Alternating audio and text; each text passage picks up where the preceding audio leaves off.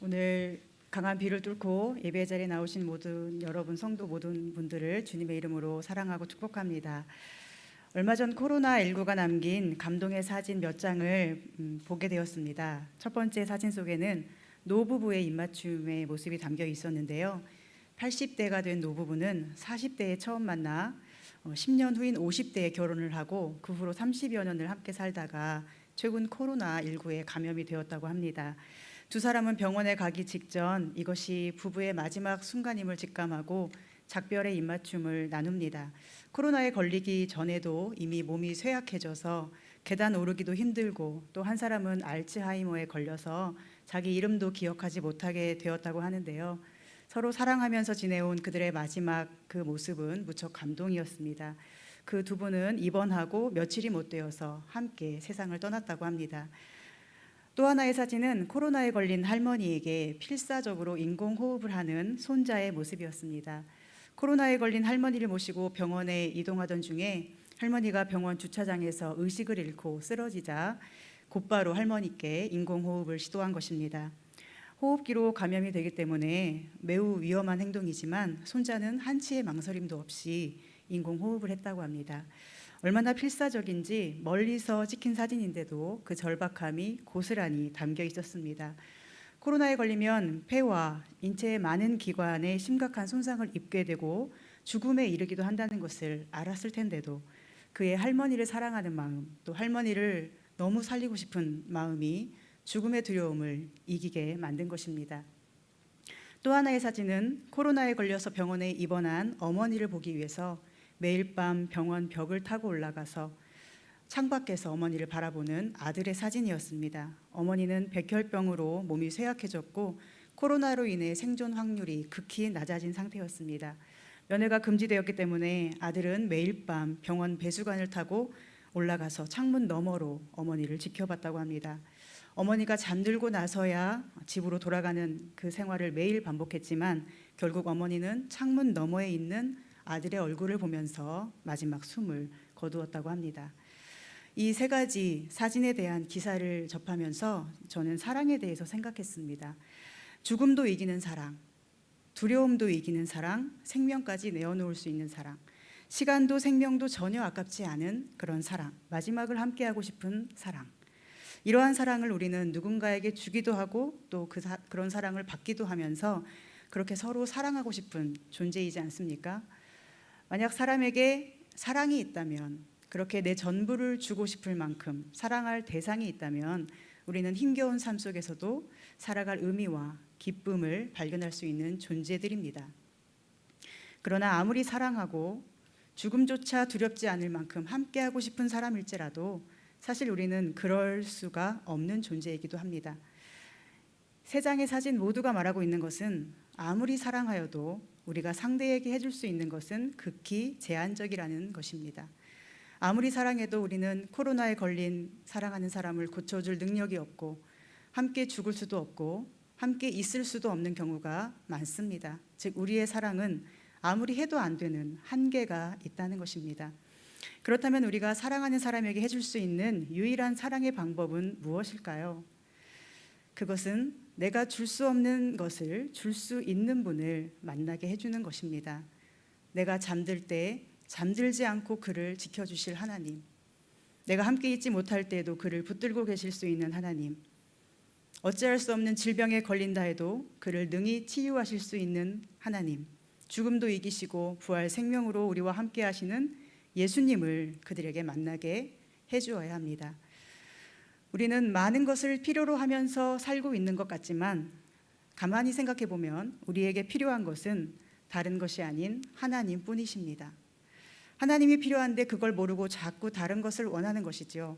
돈이 필요하다고, 건강이 필요하다고, 친구가 필요하다고, 집이 필요하다고, 미래가 보장될 탄탄한 직업이 필요하다고, 그렇게 우리는 정작 필요한 것을 모르고 다른 것을 구하며 살아갑니다.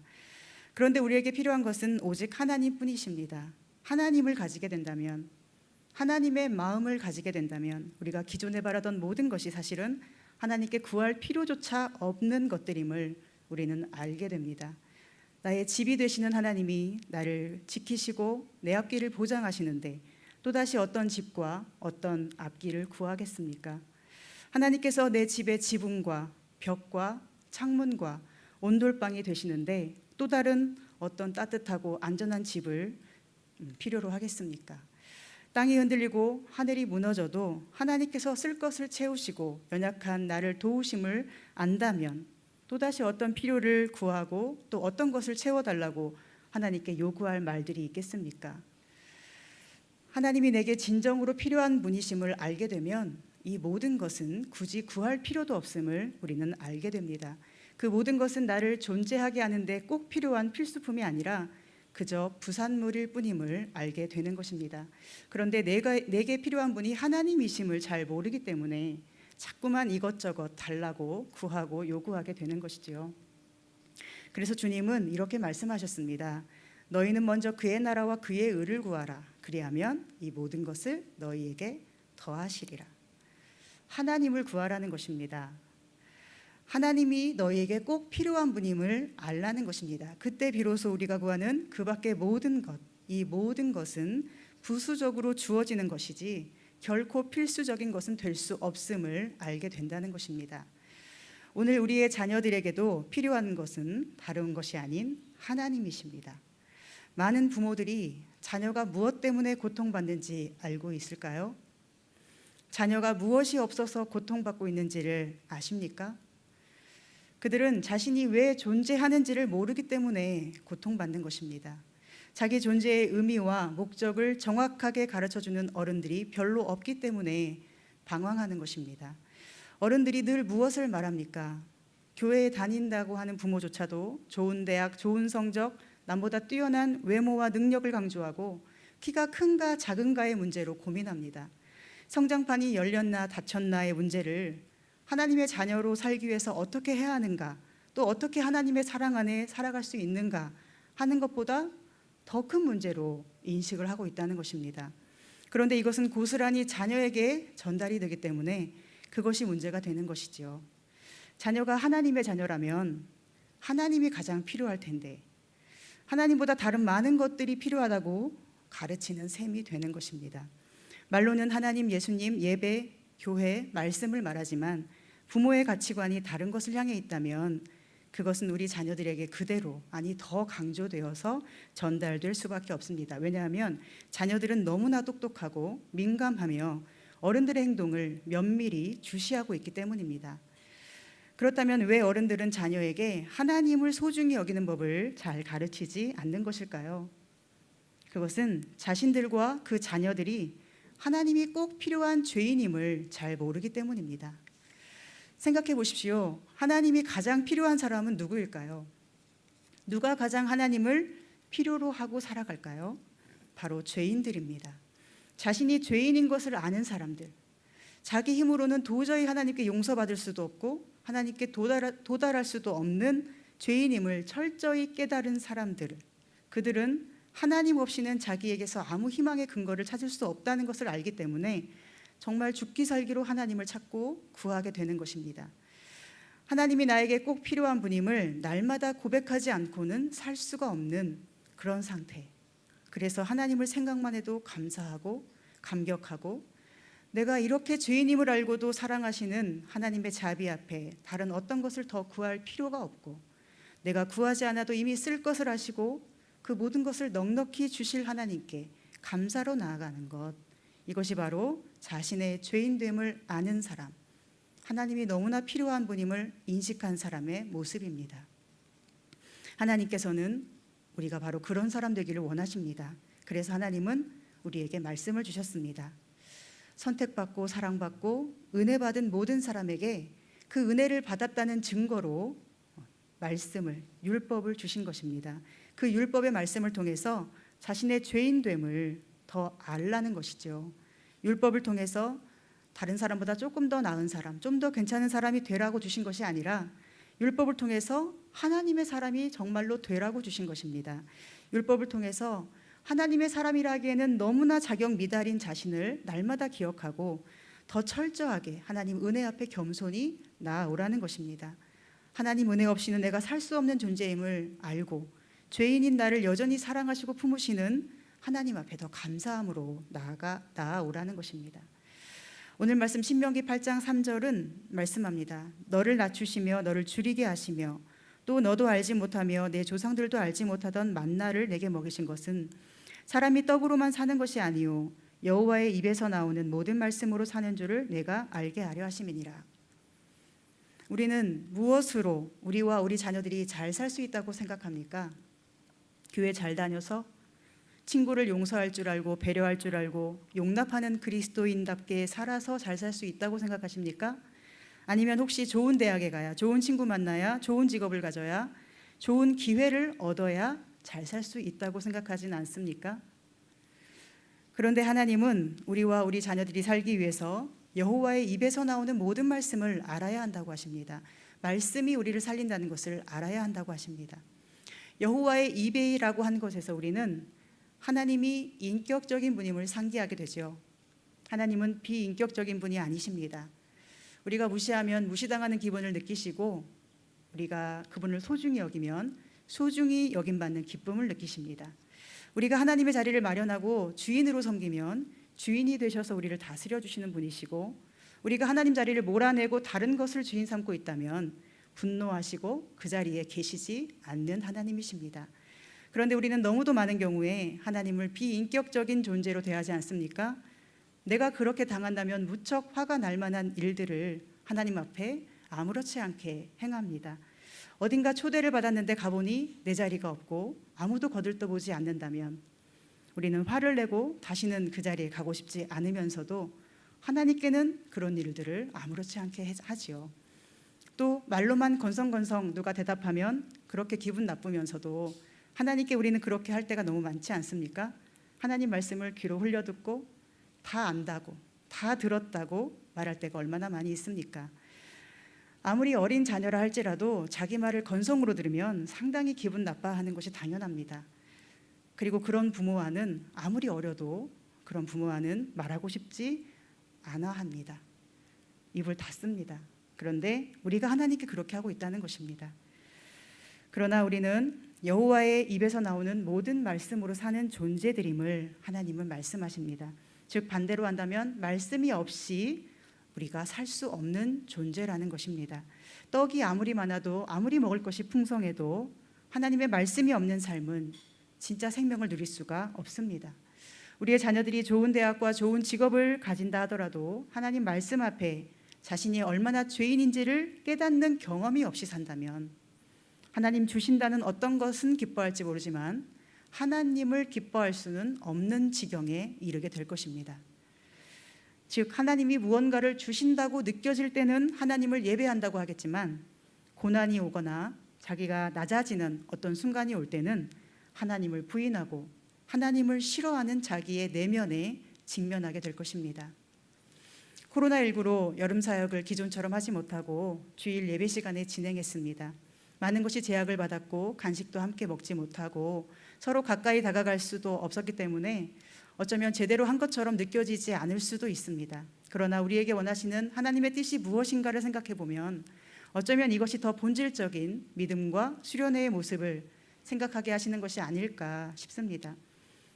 내 감정을 만족시켜주지 않으실지라도 믿음으로 나아가는 우리 모습을 하나님은 기뻐하십니다. 뭔가 대단한 것이 느껴지지 않아도 하나님을 만난 것과 같은 짜릿한 경험의 순간이 없다 할지라도 하나님이 내 곁에 계시고 내 안에 계시고 내 삶을 붙드시고 인도하심을 믿는 그런 사람을 하나님은 기뻐하십니다. 그런 의미에서 이번 여름 사역은 어떻게 보면 한계가 많았을지 모르지만 다른 한편으로 보면 하나님의 말씀과 은혜를 본질적으로 묵상하게 하는 절호의 기회가 되었는지도 모릅니다. 광야를 걸었던 이스라엘에게 하나님은 그들을 낮추시며 줄이게 하시는 시간을 허락하셨는데 이것은 그들의 감정이 하나님의 은혜를 느끼지 못하는 그런 순간을 의미합니다. 정말로 하나님이 계신가? 정말로 나를 사랑하시는가? 정말 하나님이 능력이 있으신 게 맞는가? 정말 내 삶을 인도하시는가?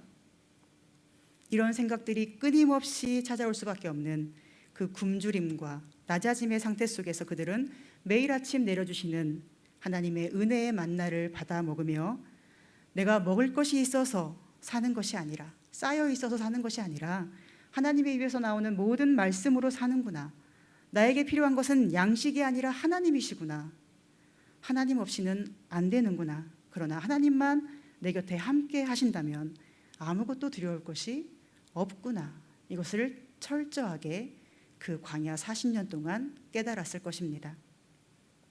마지막으로 한 가지 부모된 여러분께 당부하고 싶은 것이 있습니다.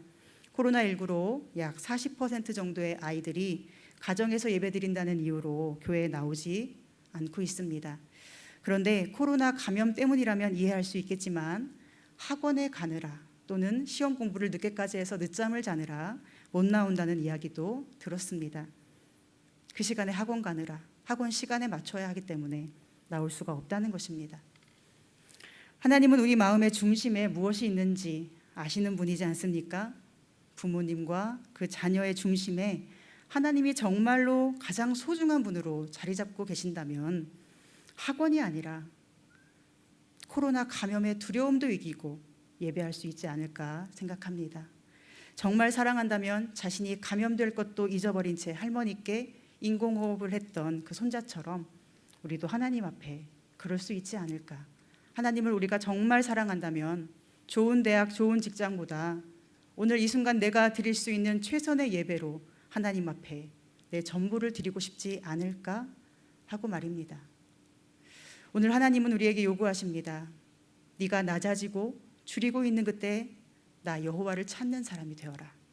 아무 감흥이 느껴지지 않고 여호와가 살아있지 않은 것처럼 느껴질 때 여호와를 귀히 여기는 사람이 되어라. 내 입에서 나오는 모든 말을 마음에 새기고 너의 생명의 근원으로 소중히 여겨라. 나 여호와가 너를 광야에서도 인도하며 늘 곁에 있다는 것을 너는 마음에 귀히 간직하여라. 오늘 우리에게 필요하신 하나님, 우리 자녀에게도 꼭 필요하신 하나님, 우리의 이웃에게도 꼭 필요하신 하나님, 심지어 우리를 괴롭히는 원수 같은 자들에게도 꼭 필요하신 하나님을 기억하시기 바랍니다. 그때 우리 중심의 우선순위가 질서를 회복할 것입니다. 또한 우리가 용서하지 못했던 사람도 불쌍히 여기고 용서하고 싶은 마음이 생겨날 것입니다.